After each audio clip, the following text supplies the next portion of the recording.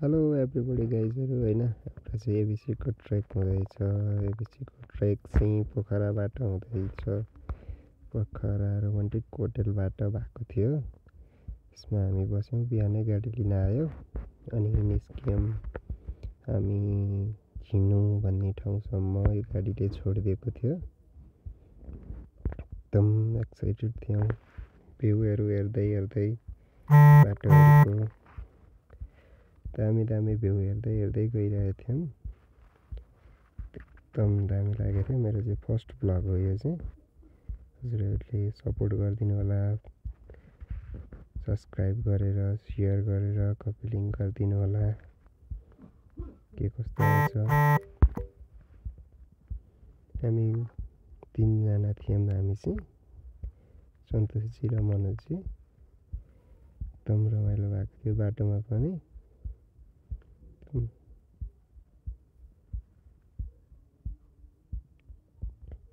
यो चाहिँ हामीले बाटोमा खाजा खाएको थियौँ बिहान। केही नखाइ निस्केको थियौँ नि त, त्यही भएर खाजासाजा खायौँ गऱ्यौँ निस्क्यौँ। तपाईँहरू पनि आउँदै हुनुहुन्छ भने खाजा खान सक्नुहुन्छ। एकदम अफोर्डेबलमा सस्तो लुम्ले भन्ने ठाउँमा थियो यो चाहिँ। एकदम अफोर्डेबलमै थियो। एकदम रमाइलो लागिरहेको थियो। एकदम खुसी ह्याप्पी नै थियौँ होइन। त्यसपछि अनि हाम्रो यो चाहिँ अब पास लिनुपर्ने रहेछ यसमा चाहिँ। यो चाहिँ अब टुरिस्टहरूको लागि रहेछ, हामीलाई चाहिँ फ्री नै थियो, त्यस्तो थिएन। अनि बाटोमा एउटा सानो झरना पनि देखेको थियौँ। त्यो पनि लिइहालेको थियो, पिक्चर गरिरहेको थिएँ। एकदम दामी लागेको थियो कि त्यो झरना पनि। जाँदै थिएँ बाटोमा, टाढा थियो, जुम गरेर खिचेको। खास राम्रो लागेको थियो बाटोमा। अब हिमालहरू हेर्दै हेर्दै राम्रो भएको थियो एकदम। बाटो हल्का अफरोडै रहेछ त्यो गाडी आउने ठाउँसम्म चाहिँ। त्यसपछि चाहिँ अब हिँड्नै पर्ने नै हो। हाम्रो चाहिँ यो सेकेन्ड डे हो खास। फर्स्ट डे चाहिँ पोखरासम्म आयौँ काठमाडौँबाट। अनि त्यो बाटो बिग्रेको रहेछ र अलिकति वेट गरेको थियौँ, त्यही बेला भिडियो खिचेको थिएँ कि यो चाहिँ मैले के कस्तो रहेछ भनेर भिडियो पनि खिचेको थिएँ।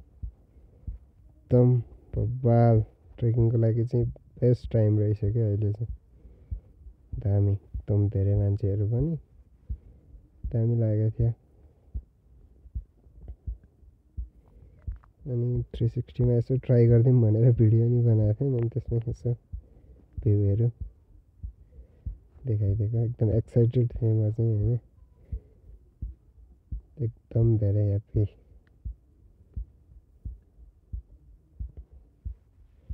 हाम्रो भिनाजु पनि एकदम एक्साइटेड हुनुहुन्थ्यो क्या, एकदम ह्याप्पी।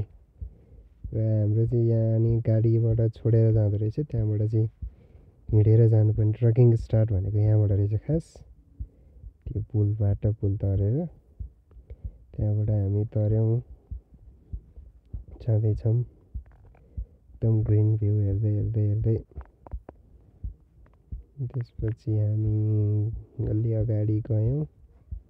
पुल रहेछ एकदम रमाइलो। पुल तर्यौँ। त्यसपछि अनि जाँदै थियौँ, रमाइलो भएको थियो। अनि माथिबाट मैले यो खिचेको थिएँ क्या, अलिकति माथि पुगेपछि कस्तो रहेछ। अनि खाना खायौँ। हामी चाहिँ अब भेज खानाहरूमा त भेजै खान्छौँ। एकदम ठिकै थियो त्यस्तो। अब ठिकै भनौँ न, पर पर्सन 600 कि समथिङ 600 लिएको थियो खानाको चाहिँ। त्यसपछि हाम्रो ट्रेकिङ स्टार्ट भयो। उहाँ चाहिँ हाम्रो साथी हुनुहुन्छ चाइनिज, हामीसँगै ट्रेकिङ गर्दै हुनुहुन्छ। एकदम ह्याप्पी हुनुहुन्थ्यो उहाँ पनि। एकदम बाटोमा त एकदम धेरै हुनुहुन्थ्यो। एकदम ठाडो उकालो रहेछ कि त्यो स्टार्टिङमै बब्बाल। अब स्टार्ट गर्दै लास्ट, स्टार्टिङमा त लास्ट रहेछ कि। त्यही पनि प्रकृतिसँग रमाउँदै एकदम ह्याप्पी हुँदै हिँडिरहेको थियौँ हामी। चाहिँ हाम्रो गाइड दाइ हुनुहुन्थ्यो, उहाँ पनि एकदम सपोर्टिभ।